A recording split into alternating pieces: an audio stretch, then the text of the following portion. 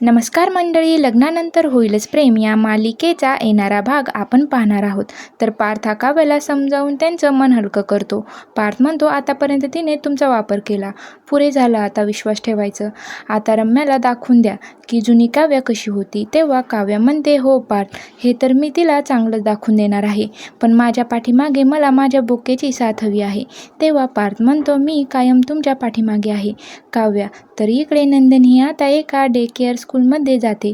तिथे विचारपूस करते. तेव्हा ती मुलगी म्हणते, आमचं काय फक्त आईवडिलांकडून मूल घ्यायचं आणि सांभाळ करायचा, त्यांच्या आईवडील आले की द्यायचं, असं तरी खूप संताप देतात मुलं. बाहेर गेल्यावर ते मरो नाही तर काहीही करो. तेव्हा हे ऐकून मात्र नंदिनीला खूप राग येतो. नंदिनी त्या बाईला चांगलीच झापते. ती म्हणते, हे असं काय बोलताय, तुमच्यासाठी फक्त इथे आणून ठेवणं असेल, पण तुमच्या पाशी ते बाळ सोडून देणं हे त्या आईची अवस्था फक्त तिलाच माहिती असणार. तर समोर येणाऱ्या भागामध्ये काय पाहायला मिळणार आहे हे पाहणं खूपच रंजक ठरणार आहे.